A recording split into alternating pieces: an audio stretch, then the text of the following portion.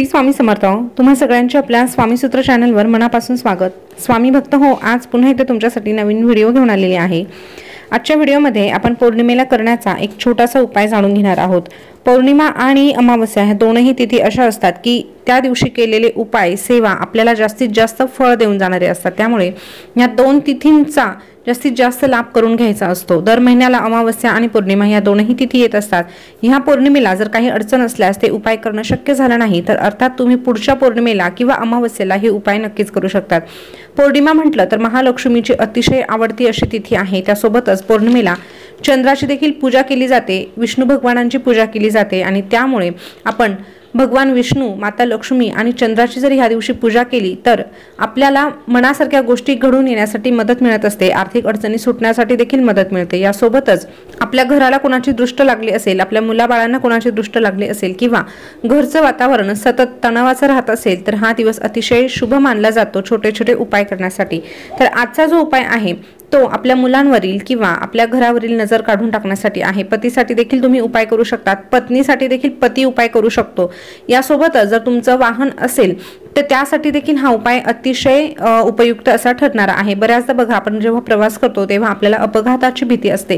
काहींच्या बाबतीत असं असतं, काहींचा स्वभाव असा असतो की त्यांनी गाडी चालवायला घेतली की त्यांच्या मनामध्ये सतत एक भीती असते, आपला अपघात तर होणार नाही ना। अशी जर भीती तुम्हाला वारंवार वाटत असेल किंवा सतत तुम्हाला जर अपघाताला सामोरं जावं लागत असेल तर नक्कीच हा एक छोटासा उपाय करून बघा, त्यातून तुमची त्या समस्येपासून मुक्तता होईल। बघा, आता जी उद्याची जी पौर्णिमा आहे ती आजच म्हणजे 23 फेब्रुवारी 2024 रोजी दुपारी लागलेली आहे। 3:34 पौर्णिमा सुरू झालेली आहे। तर उद्या म्हणजे 24 फेब्रुवारी 2024 ला ती सायंकाळी 6 वाजता संपणार आहे। त्यामुळे हे उपाय आपल्याला 6च्या अगोदरच करायचे आहे। 6 नंतर केले तर चालेल का तर नाही। हे बघा, पौर्णिमा ज्या काळामध्ये आहे त्याच काळामध्ये आपल्याला हा छोटासा उपाय करायचा आहे। याबाबत चंद्राचे जे उपाय आहे ते आपण उद्या रात्री देखील करू शकतो, पण जे उपाय आहे पौर्णिमेसंबंधी ते मात्र आपल्याला उद्या 6च्या आतच करायचं आहे। जसे की सत्यनारायणाची पूजा देखील उद्या आपल्याला 6च्या आतच करून घ्यायची आहे। या संबंधीचा ऑलरेडी आपल्या चॅनलवर एक व्हिडिओ बनवलेला आहे, तो जर तुम्ही बघितला नसेल तर आवर्जून बघा। तर आजचा जो उपाय आहे त्याच्यासाठी तुम्हाला एक श्रीफळ घ्यायचं आहे, त्याचे थोडंसं शेंड्या काढून घ्यायच्या आहे। त्यानंतर त्यावर आपल्याकडे शेंदूर असतो ना, त्या शेंदुराने त्रिशूळ काढायचा आहे। त्रिशूळ कसा काढायचा ते तुम्ही गुगलवर सर्च करून बघू शकता, त्यावर तुम्हाला अगदी सोप्या पद्धतीने त्रिशूळ कसा काढायचा हे मिळून जाईल। अशा पद्धतीने त्या नारळावर आपल्याला त्रिशूळ काढायचा आहे। आता ह्या नारळाने आपल्याला जर आपल्या मुलांची दृष्ट काढायची असेल तर करायचं काय, तो जो नारळाचा शेंडा आहे तो मुलांकडे करायचा आणि अशा पद्धतीने मुलांवरून 7 वेळेस उतरवायचा। 7 वेळेस मुलांवरून फिरवताना आपल्या मुलांवरील इडापिडा टळू दे किंवा त्यांना चांगलं आरोग्य मिळू दे, त्यांना कामामध्ये यश मिळू दे, अशा प्रकारे आपल्याला एक छोटीशी प्रार्थना करायची आहे आणि अशा पद्धतीने ते नारळ आपल्याला 7 वेळेस उतरवायचं आहे। आता हे बघा, तुम्हाला एक मुलगा असेल किंवा 2 असतील तर तुम्ही तेच नारळ सगळ्यांसाठी वापरलं तर चालेल, प्रत्येकासाठी वेगळं घेण्याची गरज नाही। अशा पद्धतीने तुम्ही मुलांवरची नजर उतरवू शकतात। आता हे बघा, जर तुम्हाला घरावरची देखील नजर काढायची असेल तर मात्र तुम्हाला दुसरं नारळ घ्यावं लागणार आहे। तेच मुलांवरचं नारळच तुम्ही घरासाठी वापरू नका, तर घरासाठी तुम्ही एक वेगळं नारळ घ्यायचं आहे। अशा पद्धतीने त्यावरही त्रिशूळ काढायचं आहे। पण आता हे करत असताना मुलांवरून ओवाळण्याच्या अगोदर किंवा घरावरून ओवाळण्याच्या अगोदर किंवा तुम्हाला वाहनावरून जर ओवाळायचं असेल तर त्या अगोदर हेच नारळ तुम्हाला देवघरासमोर ठेवायचं आहे, प्रार्थना करायची आहे। मनोभावे आपल्याला प्रार्थना करून सांगायचं आहे की माझ्या घरातील जी इडापिडा आहे किंवा जे काही वाईट संकट सारखे येतात किंवा आता येत नाही पण पुढे येणारी जी संकट आहे ती टळण्यासाठी देखील आपल्याला प्रार्थना करायची आहे आणि त्यानंतर मग हे नारळ आपल्याला उतरवायचं आहे। घरावरून ओवाळताना देखील आपण अशाच पद्धतीने ओवाळायचं आहे। आता करायचं काय, ओवाळून झाल्यानंतर आता तुम्ही वाहनावरून ओवाळत असाल तर अशाच पद्धतीने तुम्ही जे घरावरून नारळ ओवाळलेला आहे ते घ्यायचं नाही, तर वाहनासाठी वेगळं घ्यायचं, हे लक्षात घ्या। फक्त मुलांसाठी जर तुम्हाला 1 मूल असेल, 2 असतील तर त्यांच्यासाठी तुम्ही तेच नारळ वापरलं तर चालणार आहे। आता हे सगळं झाल्यानंतर या व्यतिरिक्त तुमच्याकडे 1 गाडी आहे, 2 गाड्या आहेत, तर सगळ्या वाहनांसाठी तुम्ही एकच नारळ घेतला तर चालेल। हे लक्षात आलं असेल तर आता त्या नारळाचं पुढे काय करायचं ते सांगते।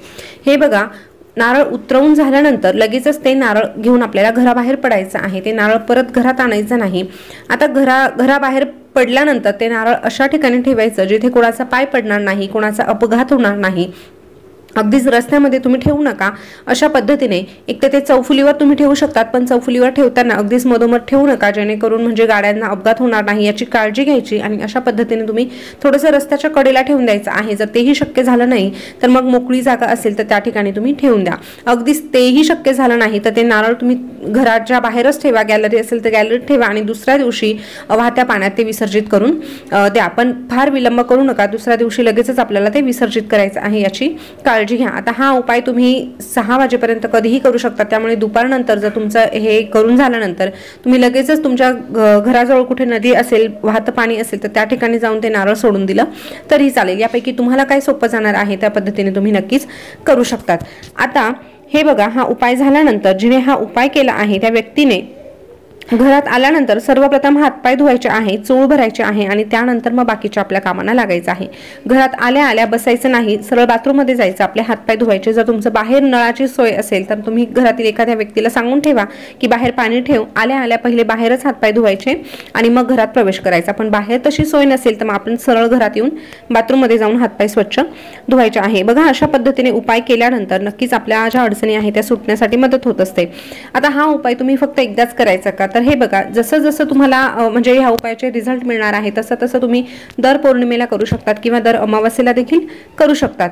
आता हे उपाय आपण सातत्याने केले तर आपल्याला चांगल्या प्रकारे रिझल्ट मिळतात। परंतु आता ह्या पौर्णिमेला केलं, नंतर मग पुन्हा कधीतरी वाटलं तर पुन्हा तुम्ही एखाद्या पौर्णिमेला केलं, असं मध्ये गॅप देऊन केलं तरीही चालेल, कंटिन्यू केलं तरीही चालेल। अशा पद्धतीने तुम्ही तुमच्या सोयीने हा उपाय करू शकतात। हे बघा, हे उपाय किंवा ह्या सेवा ज्या असतात ना त्या खरंच प्रभावी असतात। फक्त ते करत असताना आपल्याला तसा विश्वास ठेवावा लागतो। त्यासोबतच आता समजा आपल्या आर्थिक अडचणी सुटाव्या असं वाटत असेल, मग आपण घरावरून नजर काढत असू तर त्यासोबत आपले प्रयत्न करणं देखील गरजेचं आहे। मग घरातला जी दृष्ट लागलेली असेल ती काढण्याचं काम तर उपाय करणारच आहे, परंतु घरामध्ये पैसे येण्यासाठी आपले जे कष्ट आहेत तेच गरजेचे आहे, ही गोष्ट देखील लक्षात घ्या। आता हा जो उपाय आहे, जर तुमच्याकडे आपल्या केंद्रातील नित्यसेवेचा ग्रंथ असेल तर त्यामध्ये देखील तुम्हाला बघायला मिळेल। त्या ठिकाणी तुम्ही बघू शकता, हा ग्रंथ आपल्या नित्यसेवेचा जो ग्रंथ आहे त्याच्यातला हा उपाय आहे। त्यामुळे अतिशय प्रभावी असा हा उपाय तुम्ही आवर्जून करून बघा आणि याचा लाभ घ्या।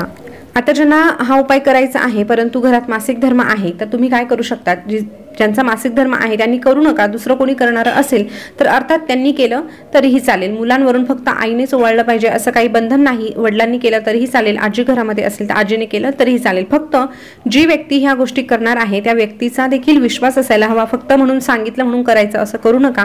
विश्वासाने जर करणार असाल तरच करा किंवा मग पुढच्या अमावास्येला पौर्णिमेला तुम्ही हे नक्कीच करू शकता। तर स्वामी भक्त हो, आपल्या घरातील ज्या काही इडापिडा आहे त्या जाण्यासाठी आपण छोटे छोटे उपाय आवर्जून करायला हवे, त्यासोबतच आपले जे कष्ट आहे ते देखील प्रामाणिकपणे करायला हवे, त्यासोबतच स्वामींच्या सेवा नित्यनियमाने करायला हव्या। स्वामींना कधीही अंतर देऊ नका। स्वामी ज्यांच्या पाठीशी असतात त्यांच्या आयुष्यामध्ये अडचणी आल्या तरीही त्या फार काळ टिकत नाही, हे देखील तितकंच खरं आहे। तर स्वामी भक्त हो, आजचा हा उपाय तुम्हाला कसा वाटला हे कमेंटमध्ये आवर्जून सांगा। पुन्हा भेटूया नवीन व्हिडिओ सोबत नवीन माहिती घेऊन, तोपर्यंत बोलत राहा श्री स्वामी समर्थ, जय जय स्वामी समर्थ। श्री स्वामी समर्थ, जय जय स्वामी समर्थ। धन्यवाद।